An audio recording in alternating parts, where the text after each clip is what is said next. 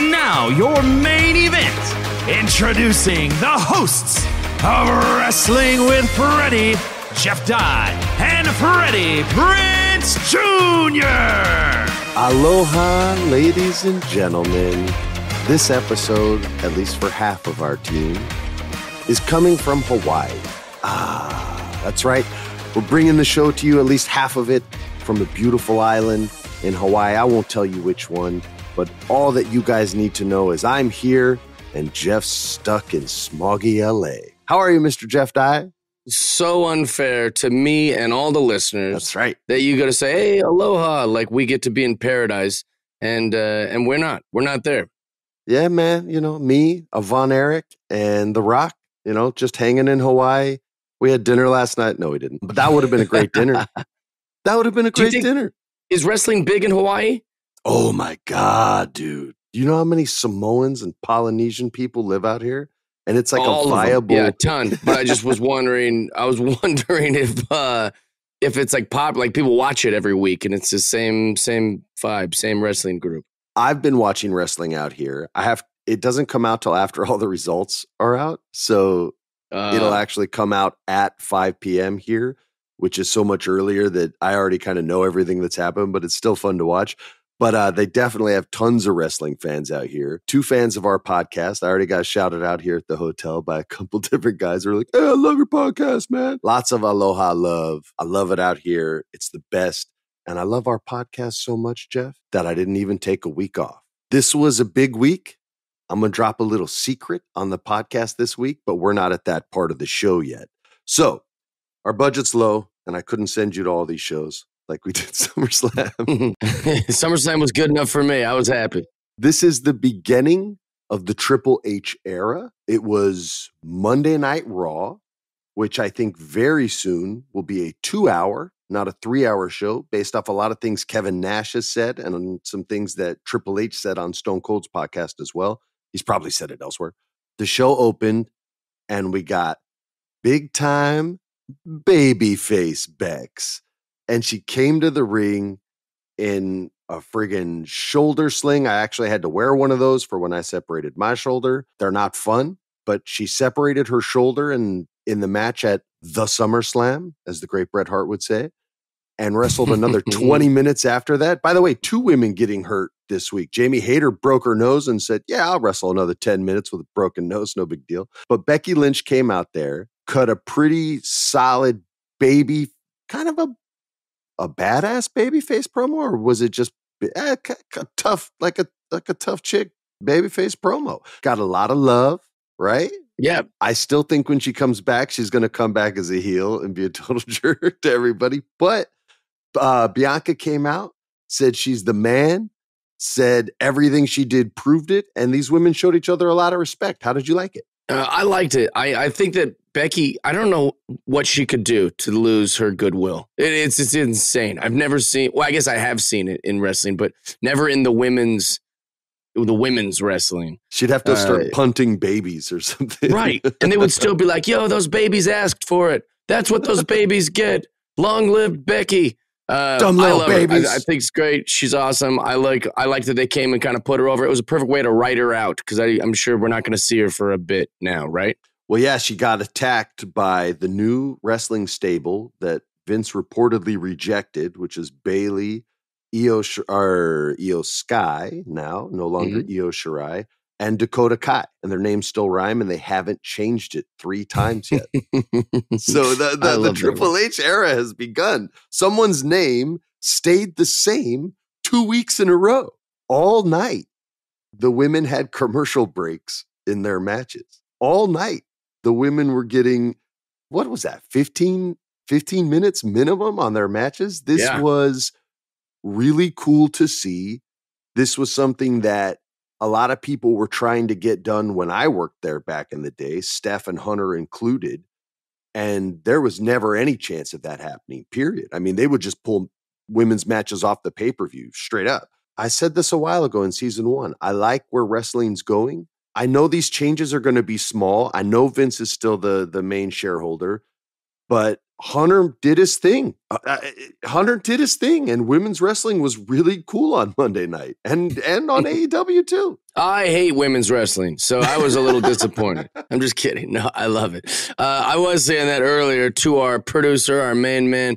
It's like he's like, finally some wrestling, some more girls wrestling, and then you're always talking about girls wrestling. Triple H seems to love girls wrestling. It's been impressive. And good storytelling. Back in the day, like, you know, the sensational Sherrys were far and few between. Like, she could work as well as a man, but she had to lead every dance because there just weren't as many, you know, scary Sherrys out there. I really like where the ladies are going. I hope it keeps going. You know, WWE doesn't pay attention to ratings as much as a lot of the other wrestling sites out there report, because it's a part of USA, and advertisers are simply buying advertising stock in USA. They don't have any say as to where their commercials go anymore. It's not like the old days. Like when you do commercials for the Olympics, sure, everybody wants the 100-meter dash, right? That's where they want their commercial, but you don't get to pick that anymore. It might be something that's streamed on their online. It might be on their MSNBC. Maybe it makes the big channel, or maybe you paid the higher fee and you get it everywhere. But that's more how advertising works now.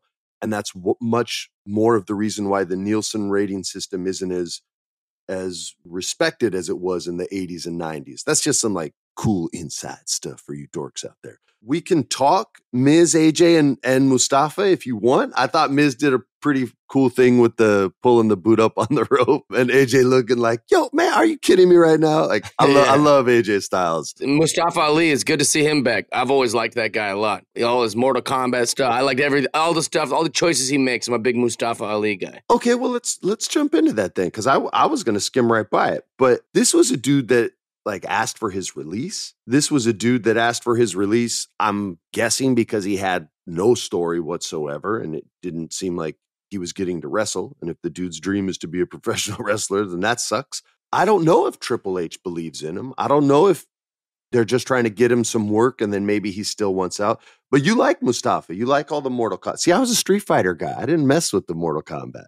Well, I liked both for sure. When you're a kid, that's all. There was no brand loyalty when I was a kid. Dude, I sucked at Mortal Kombat. I didn't know any of the stupid finishers. Street Fighter 2, I knew everybody's moves, and I played even with Zangief and could do his twisting pile driver. That's how sick I was at that game. Yeah, Zangief did have some cool wrestling moves. Yeah, dude. But I'm not even joking, I've never won a single Mortal Kombat match against computer or anyone in my life. And Tekken, I'm even worse. It is funny on Mortal Kombat when you get like the old game books, like you'd get like a Nintendo Power or whatever the book was to like learn all the finishing moves. And it'd be like, all right, to do his fatality, just go right up to him, hit back, forward, back, down, back, forward, hold R, punch, high punch, low kick, forward, back, block, high punch. You're like, how am I gonna? You've got 10 seconds to do all that. I'm like looking to the thing. And then I'd actually end up punching the guy and he would just fall down. You're like, that wasn't the fatality. I accidentally hit him. It's so hard.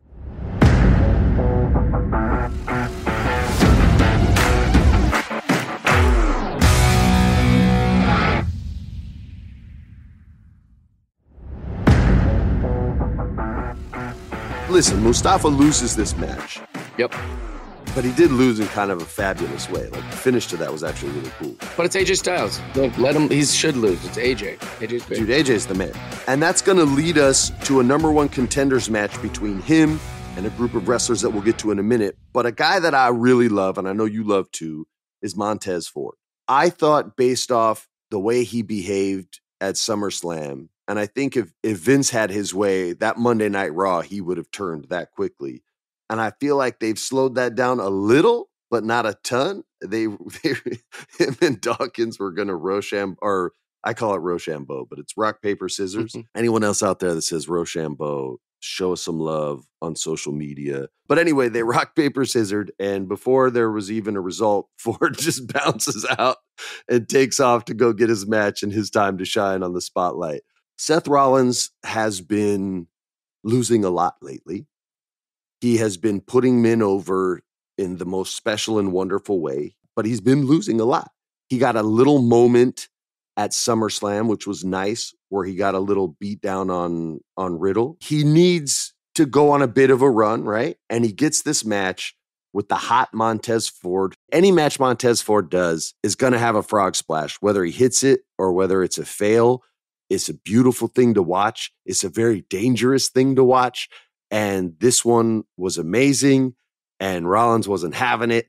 And he gets the win. And he cuts a promo about where he's moving on to next. And he's talking about Roman Reigns, a guy whose number he's had for a while. This was a great finish. And I love seeing Rollins get a win. What I'm hoping is he goes on a win streak.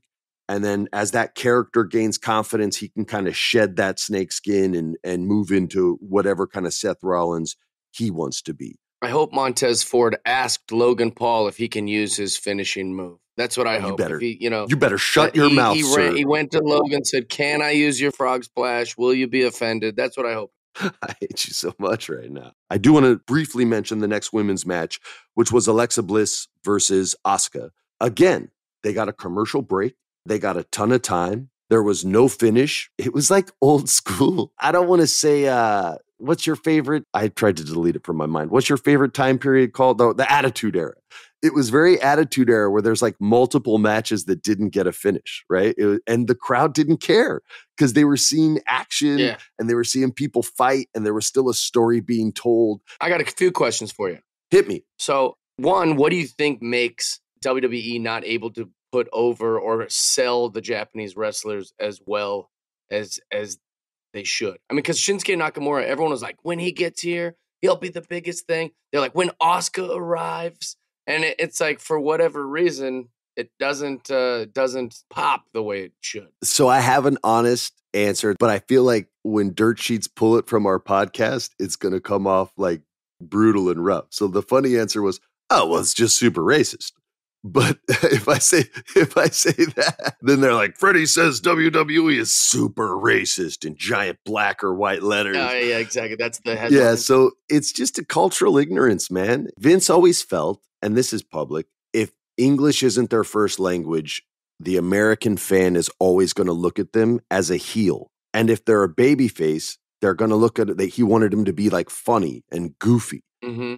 And I think that's why there was a lot of like goofy Mr. Moto BS when it came to Japanese wrestlers over here. I was also asking you, with you're saying wrestling that's going to get shorter. There's people that are saying Triple H might go back to the 2 hour. There's talks of that. Well, when you got so many wrestlers, that aren't even being used, and as it seems like the life of a wrestler is just always like, how am I going to get on? How's my story going to get over? How can I get on camera more? How can I get more ring time? So it's like, if they're going to make it shorter and you still have all these wrestlers who aren't even being, and also that's why the Attitude Era was the best, not because of all the violence or the stuff. I think the Attitude Era was the best because every match you were like, that's Undertaker, The Rock, Stone Cold were the hugest, most famous wrestlers all during the same time. It wasn't just one guy like feeding the whole locker room to Roman Reigns and just letting him beat everybody. And it's a Roman Reigns thing. No, there was a lot of stars, and each match you go, oh, that's all Bret Hart is. It's like it's the Canadians versus DX versus. So it felt like everybody was big. So how does wrestling do that now? If they're going to get shorter, and you want girls to now get pushed more and more stage, then you got all these other guys who aren't being utilized. I mean, how do you do it? That's a great point, Jeff. I am not the biggest fan of the Attitude Era as far as the stories went, but the matches are still the greatest matches that I've ever seen. But they did it, even the mid-card wrestlers were beloved, and they all had a purpose, and it wasn't just a singular goal. They had, sort of story-driven goals, regardless of how insane the story may have been. And with a 2-hour show, you do limit that. So how do you get those wrestlers over? Well, they have their partnership with Peacock. Hunter was the one who started the Cruiserweight Classic when they brought in all the guys under 200 pounds to come in and work. The Mae Young Classic was his. You very well could, let's just say they cut it to 2 hours. You could create a whole nother hour-long show, a whole nother 2-hour show. You could have an all-women's show if they sign back all the talent that they lost over the last during the pandemic, however long it's been. You could have, I don't know if a cruiserweight division would pull a number, but you could put another show on. That's another 2-hour show. I mean, with that partnership with Peacock and when they had their own network, the only limit was budget, right? Can we afford to do this? Can we afford to do that? Peacock is still growing, but I think it's one of the ones that's going to stay and stick around because NBC Universal is such a powerful entity as far as entertainment goes. So who knows, man? I mean, they already have their own sort of dedicated section within the Peacock service, and they could add more shows. It just wouldn't be something you'd see on the USA Network, right? Because USA doesn't have that kind of money. If they could afford to license more WWE product, they would. It gets a higher rating than pretty much everything else they put on television. Right. So they certainly do. And that's another story I want to debunk. USA has no say as to if Raw has a title or not. And I know this for a fact because my friend is an executive there and I know how their licensing deal works.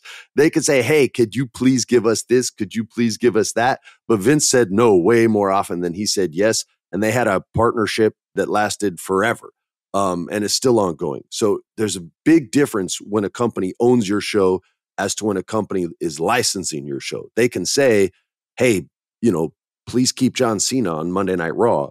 And I remember one night on the draft, just to mess with him, Vince, and this was just for his own amusement, said, we're going to draft him to SmackDown.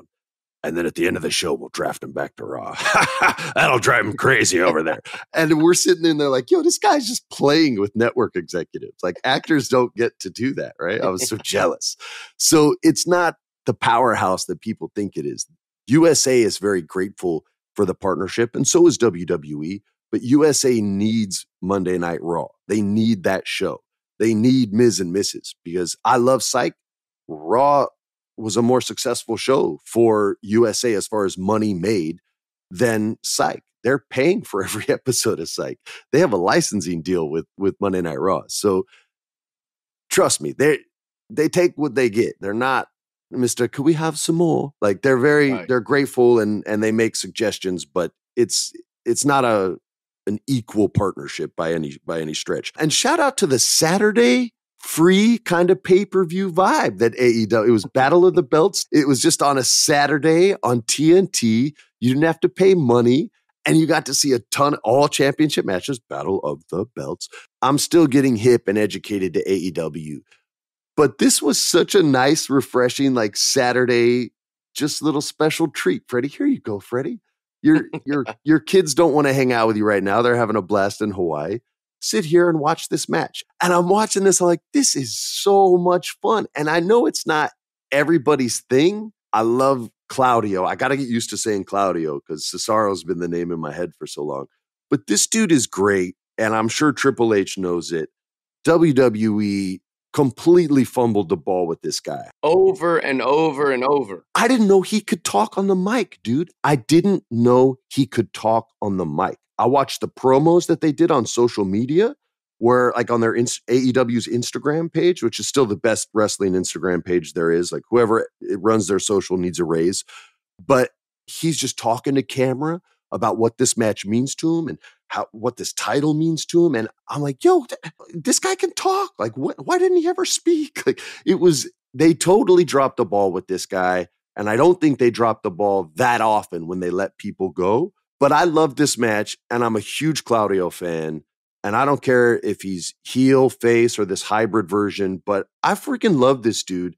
And I can't believe they dropped the ball. Did you see this match? You're working weekends because you're a stand-up comic, so you probably didn't see this, right? No, it got sent to me. I have a wrestling text thread with a bunch of guys and it got sent to me. And the reason anything Cesaro or Claudio does gets sent to me because I've been championing him forever.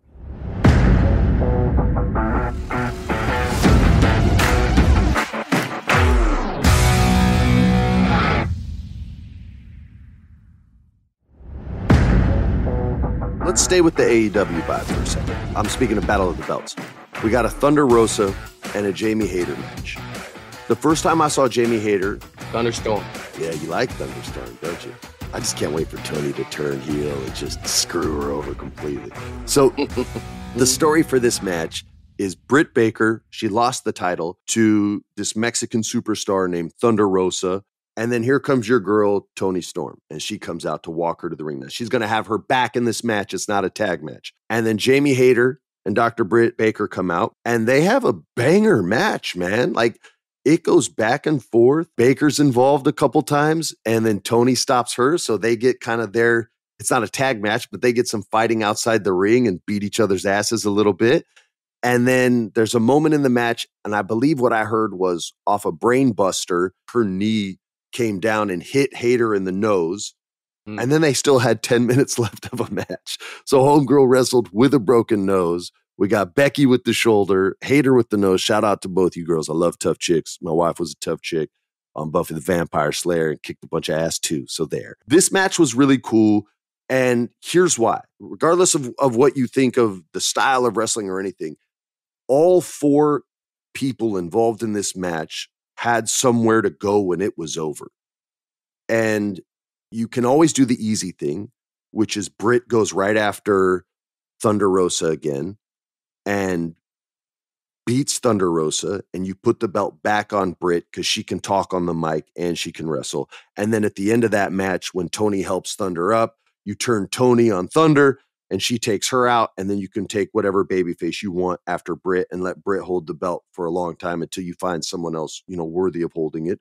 Or you let Thunder win that match against Dr. Britt Baker, and you have Toni turn on her then, and you have a heel Toni go after Thunder Rosa, whichever way you would book it. And then Hayter with the broken nose, unfortunately, is the one that doesn't get as much of a story, but she's still the one that's kind of coming up and getting this shine from the others that are more over within that company. But I think there's a lot to Jamie. I haven't heard her on the mic much because Britt's so good. They really let her do the talking, kind of like Ricky Starks and Hobbs. Man, Ricky got beat down again, man. I was hoping he'd get a little bit of something off, but man, Hobbs just put it on him. So they're definitely pushing Hobbs through the moon, and I hope they stick with Ricky too. But shout out to Battle of the Belts. Shout out to Saturday Wrestling. I love it. I think it's great, unless it's WrestleMania and it's 2 days long. I don't need that. But this was awesome, and I loved the whole show. Did you get to see any of the other matches? Or I love that you're on a wrestling text chain and you guys send each other videos. Oh yeah. And we sent so many so many of those extreme matches, like any things like that, any viral stuff. It's pretty nice. I don't really have to watch a lot. They all gets brought into my reality. But that being said, they definitely sent me the dumpster match. I love any of the kind of stuff like that. Well, what'd you think about the Jericho match? I think everyone knew that Jericho had to win, so it's a harder story to tell. I like Wheeler Yuta a lot. I liked the finish a lot. But again, like the build up to it, I didn't even believe, because Jericho has to win that match. You're not going to do anything to put a spike in the Blackpool Combat Club. Like, you're not going to do anything to screw with that right now, because those guys are hot and Daniel Bryan just got healthy again. Right. So you can't have Wheeler go up against Moxley, even though Moxley had that promo where he's like, I don't care who it is. It could be this guy, that guy. When I'm in that, he's got that promo, but you're not at least you're not selling me on that, because I know who has to win that match. So I wasn't super excited. That said, I love a good Lion Tamer finish. I love seeing that old school. I just, I'm 46. So like the Edge Brood entrance, I pop bigger than most people. So I'm like, the Brood. So the Lion Tamer, I'm like, I saw the Lion Tamer when I was, 22. There is no Brood without Gangrel. And I agree. But I do love the Lion Tamer. I love it's, modified walls of Jericho. I like it. Yeah. And I think he's going to go old school Japanese Jericho when he has the Moxley match, and do all his old school Japanese skill sets from when he was over there doing his thing. That seems to be where they're leaning. And those guys love that Japanese strong style. Let's actually beat the crap out of each other mentality. It's so dumb. I've talked about it a million times. It's so hardcore, man. I don't know. They go, you know what my style of wrestling is? Just real fighting. That's my style. Right? Go, no, it's supposed to be an art form where you're able to do these kind of, and they go, yeah, no, I know. But my style is I just really hit you. and really Yeah. kick you. It's so hardcore. I'm going to confess something. I actually kind of like it. Like I always think like if I was his opponent, they're like, all right, you're going to fight Nakamura. And we go try to set up our match. I go, how do you want to do this? He's like, I'm going to really punch and kick you. And you go, no, that sounds terrible. He goes, no, it's my style. My style is, like in the 90s when guys would let a punch go, the Farouk and Bradshaw would come up and beat him up for 7 minutes. You know, they would actually get jumped in the ring by the Dudley Boys or something. And now it's like, oh, it's just a style. You know, that's his thing. I love that. All right, I want to close the show with something really cool and bittersweet. Are you ready? I'm ready. We got Friday Night SmackDown. Roman Reigns is in the ring. He's talking about how much he hates Brock Lesnar, but the respect is there, you could tell. And here comes Drew McIntyre, the Scottish man of all men with the hairy chest. And he comes out. I love him too, Hate man. the sword. Love he doesn't need the sword, dude. I think they'll get rid of that soon enough. That was a Vince thing. I talked about this in season 1, but I worked with Drew a lot when I was first there back in the day and when he first came up. And the only note he would get all the time was lose the accent. No one can understand you. Lose the accent. That is a real Vince thing, isn't it?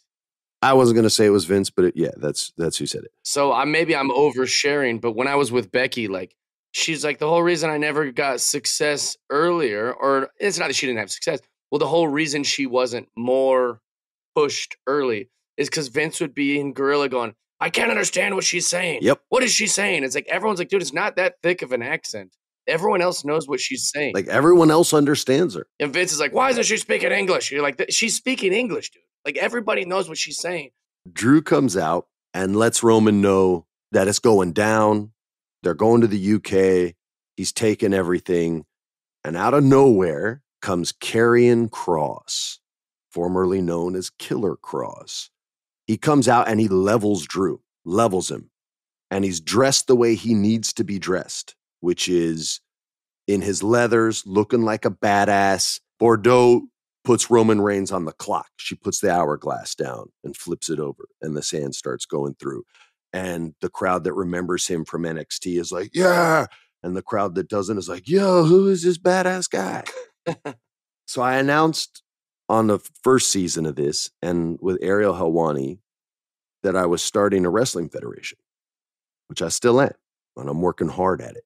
And my champion, and I'd spoken with him a lot, was going to be Killer Kross.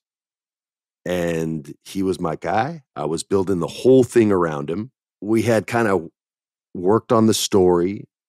We had talked about philosophy, talked about his character, his wife's character, with the caveat of, hey, you can't hold your career up to make my thing go, right? So I said, if you get other offers, like, and you need to make a living, go make a living, man. On Wednesday, I think it was, or no, it's actually Thursday. It was the day before SmackDown.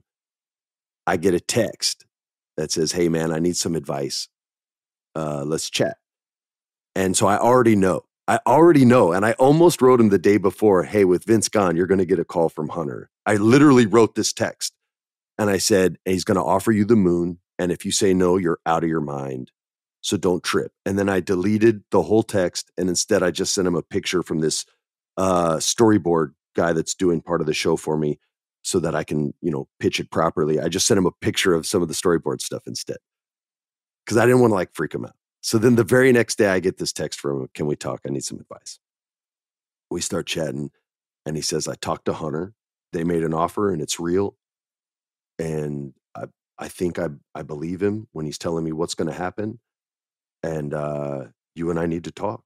I said, yeah, brother. I said, I told him what I just told you. I was like, dude, I wrote you a text yesterday that I deleted because I knew this was going to happen once Vince left the company. And so we talked about it. I said, look, you'd be crazy to chase my dream in place of yours. Your dream was never to be, I don't want to say the name of my federation, but your dream was never to be the Freddie P champion. It was to be the WWE champion. I said, I couldn't hold you up from that. I said, if I was in my 20s, maybe I would, because I'd be jealous and angry. I said, but I want to see you succeed at the highest level. And my federation's not going to be at the highest level. That's WWE forever. we're talking. He goes, that's funny. That's the same thing my mom said. I said, dude, always listen to your mother. Always listen to your mother. So I didn't know how fast this was going to happen. We hang up, we say goodbye, take care, tell Lisa, I said, or tell Scarlett, I said, what's up? And we hang up. And then the next day I'm watching this segment with Roman Reigns and Drew. And all of a sudden, my champion runs out and just kills Drew and puts him on the clock. And I remember being like, oh, they're putting a rocket ship on this man, which is what they should have done the first damn time. And even though it's bittersweet, like the dad in me is like, yeah, hell yeah, kid, go make those bones, right? And the artist in me is like, wow, man, like, look at him. Like, that's a champion right there. And he could have been yours. But I just have to, recircumnavigate the river and I'll find there's a ton of great wrestlers out there and I'll find the one that I click with and can build around. But this was something that was kind of a special moment in my life and like a real honest one that I just wanted to share with everyone else who's like a total dork about wrestling like we are. And if you could have your own federation, you totally would. It also proves you right. It also proves that you got the guy. Yeah, like you had the guy that you knew that this guy was special and talented, which is cool. But you got to do two things now. Now you've got to send me an email that says, hey, Jeff, I know it's going to happen. I know Netflix is going to give you a huge special. I know all this stuff. And then delete the email. Just delete it. Don't send it to me. And then the other thing you got to do is we got to start getting to work on finding you a new champ, buddy. Yes, bro. I'm going to actually write emails that I delete to all my friends. Yeah. Saying, I know something great's about that. You're about to be Batman. They hate Patterson and they love you, bro. And then, I'm not going to send it. I'm not going to send it.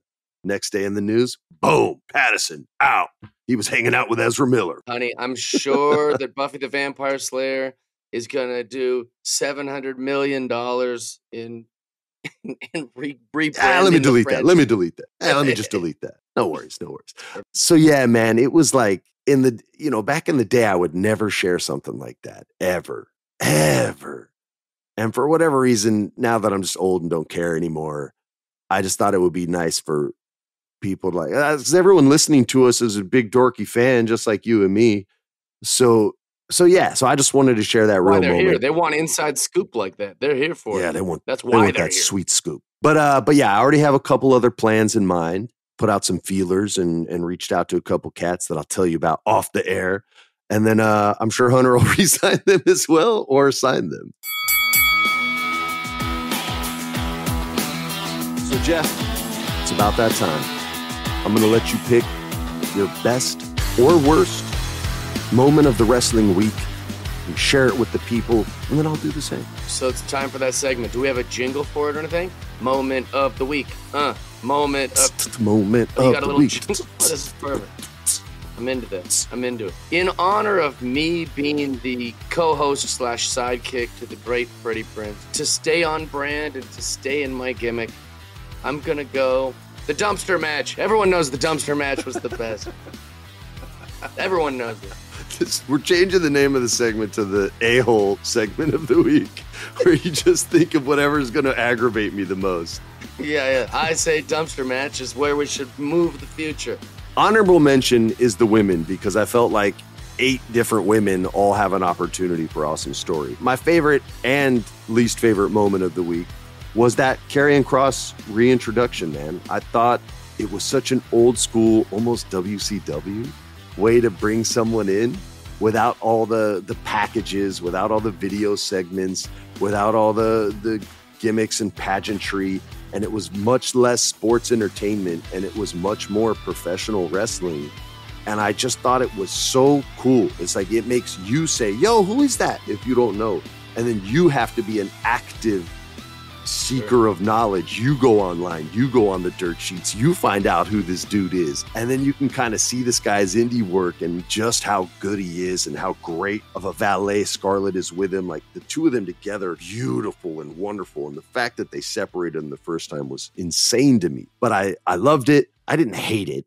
But a part of me was just like, man, that would have been nice. There's been more wrestling on air this week since forever. Like, as far as not just wrestling content, like, right, the shows are just as long, but in-ring wrestling.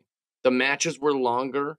There was less of the out of ring sports entertainment stuff and more just wrestling. And I don't know if fans will like that more or hate that more. I know that like the real diehard nerdy ones will love it more. But guys like me might go, oh, this is interesting. This is a lot of wrestling and not as much story. That's the stat of the show right there. Stat of the show. The most in-ring wrestling, I'll just throw a date out there, since 1994. All right, you guys, this has been a really fun episode. We take no weeks off here at Wrestling with the Homies. I change the name of the show each week. I apologize. And I appreciate you guys listening in. Follow the show's Instagram or Twitter accounts, which is WWFreddie Pod on Twitter and Wrestling with Freddie on Instagram. That was our show for this week. I appreciate all you guys listening in. Jeff, you got any parting words for the people? Just keep loving wrestling. Even when it's bad, love it. When it's good, love it. I love wrestling. I love it when it's bad. I love it when it's great. And I love it when it's in a dumpster. That's the perfect close. This has been a production of iHeart's My Cultura Podcast Network. For more podcasts from iHeartRadio, visit the iHeartRadio app, Apple Podcasts, or wherever you listen to your favorite shows. Peace.